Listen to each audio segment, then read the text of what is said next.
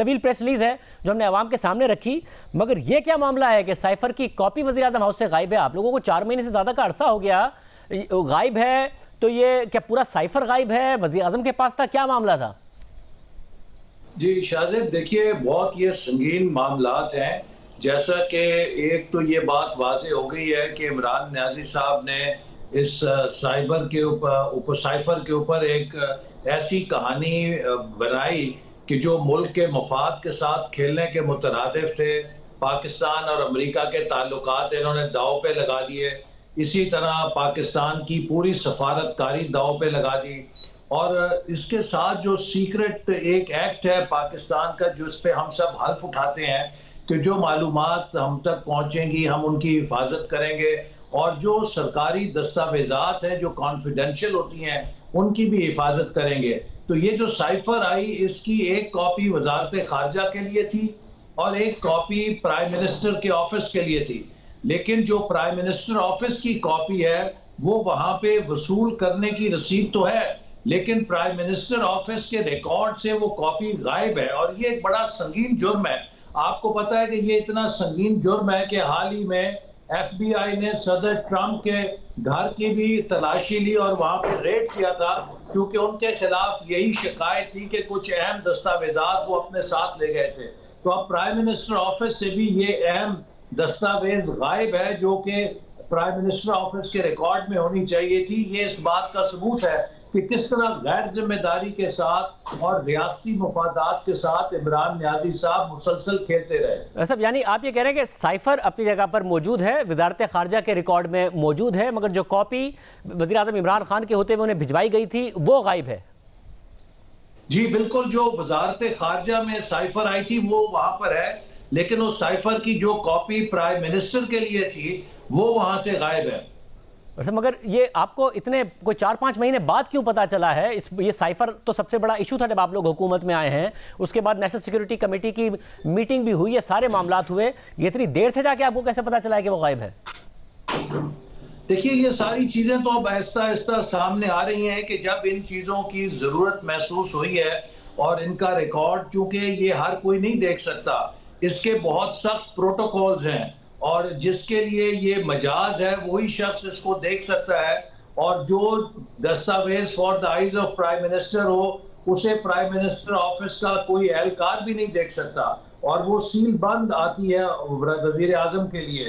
तो ये जो हमारी मालूमात हैं उसके मुताबिक जो सेक्रेटरी टू प्राइम मिनिस्टर हैं उन्होंने वजीर आजम इमरान न्याजी साहब को दी थी, लेकिन इसके बाद उसका कोई ट्रेस नहीं है, उसको रिकॉर्ड से गायब पाया गया है। और गालिबन इमरान खान साहब या तो अपने साथ ले गए हैं या उन्होंने उसके साथ क्या किया है, ये जब तहकीकात होगी तो पता चलेगा।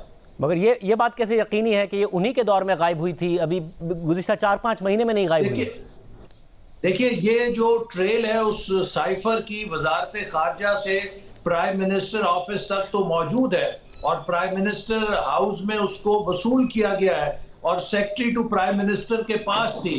और जो सेक्रेटरी टू प्राइम मिनिस्टर हैं उनका मौकफ जो सुनने में आया वो ये है कि उन्होंने ये प्राइम मिनिस्टर को दे दी थी, लिहाजा इमरान न्याजी साहब ने उसके साथ क्या सलूक किया है उसको अपने साथ ले गए हैं, तो वो भी एक जुर्म है। जैसे मैंने आपको भी कहा कि सदर ट्रंप के घर पे FBI ने इस बुनियाद पे रेड किया था कि वो व्हाइट हाउस से कुछ अहम दस्तावेजात अपने साथ ले गए थे।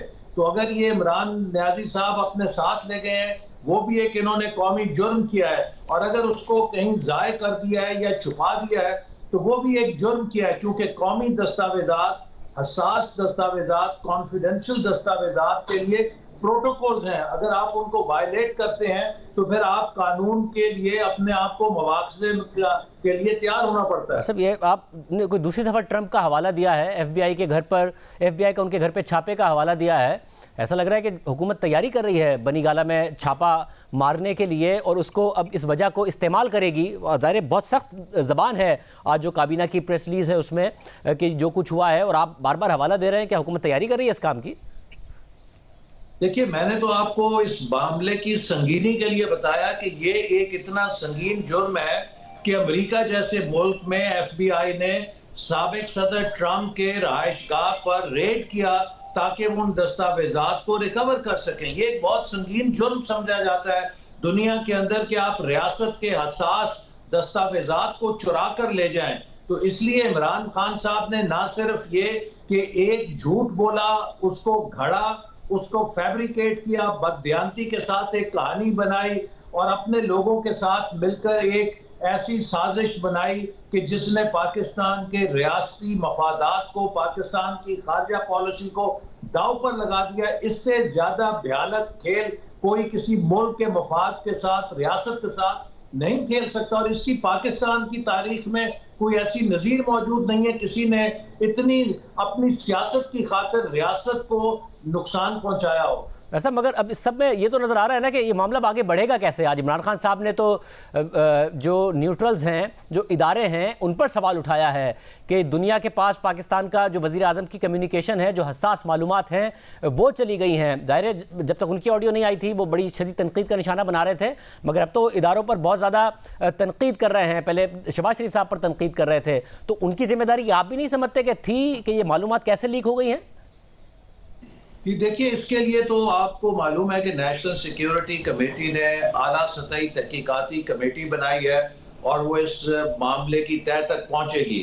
लेकिन ये जो सूरत हाल है ये तो हमें विरसे में मिली है, और ये जो भी कोई लीकेज थी या जो भी कोई इसमें मामला था वो इमरान खान साहब के जमाने से ही था कि जो कोई रिकॉर्ड कर रहा था या जो भी इसके मामले को मालूमात हासिल कर रहा था।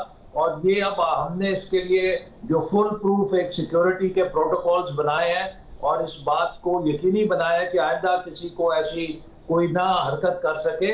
अलबत्ता जैसे मैंने कहा कि ये पिछली हुकूमत के दौर से सिलसिला चला हुआ था और ये नहायत अफसोसनाक है, और इसके लिए आला सतही तहकीकात हो रही है। कौन इसमें मुलव्वस है, जो भी इसमें मुलव्वस निकलेगा उसके खिलाफ कार्रवाई की जाएगी। ये बात क्या इमरान खान साहब से यकीनन हमारे लिए एक सुख की हुई है। क्या इमरान खान साहब से इन्वेस्टिगेशन होगी, ये कोई फैसला हुआ है काबीना?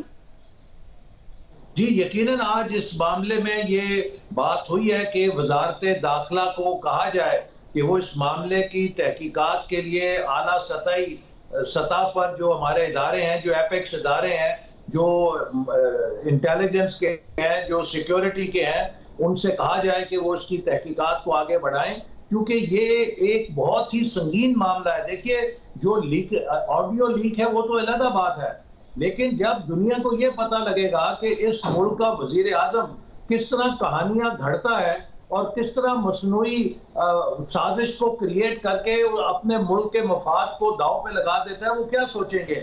और फिर जिस तरह साइफर का इन्होंने मजाक बनाया, उसके बाद अब पाकिस्तान का कौन सा सफीर है कि जो अपने फ्री माइंड के साथ कोई अपना ओपिनियन लिखेगा। अब तो लोग एक जिस तरह प्रेस रिलीज लिखते हैं उस तरह के साइफर लिखेंगे, और हमारे पास हमारे अपने सफारतकारों के जो आजादाना तज्जिए आते थे उसके लिए बड़ी रुकावट खड़ी कर दी है इमरान खान साहब ने इस साइफर को अपनी सियासत की नजर बना। मगर खान साहब ने फिर इंदिया दिया है कि वो इस्लामाबाद आएंगे और उन्होंने कहा कि कॉल दूंगा, तैयारी रहे। फिर फवाद चौधरी साहब ने ट्वीट किया जिसमें लिखा हुआ है 7 दिन 7 डेज। तो 7 दिन के अंदर अगर वो ऐलान कर देते हैं तो काबीना में इस हवाले से फिर हुआ, एक तरफ आप तहकीकात की बात कर रहे हैं, हाई पावर्ड कमेटी की बात कर रहे हैं, दूसरी तरफ वो इस्लामाबाद आने का ऐलान कर रहे हैं। देखिए, जो इमरान खान साहब हकीकी आज़ादी की थ्योरी उन्होंने खड़ी थी, वो तो अब वो सारी थ्योरी जो है टाइम फिश हो गई है। वो तो सारा जो उनका एक सिलसिला था उसका ग्राउंड जीरो पे आ गिरा है। लोगों को पता लग गया है कि ये सब झूठ की कहानी थी, एक अफसाना था, एक अलग लैला की कहानी थी जो किसी उनके PR फर्म ने उनको हकीकी आज़ादी का एक नारा बना के दिया था। तो अपनी सियासत के लिए उन्होंने उसका इस्तेमाल किया।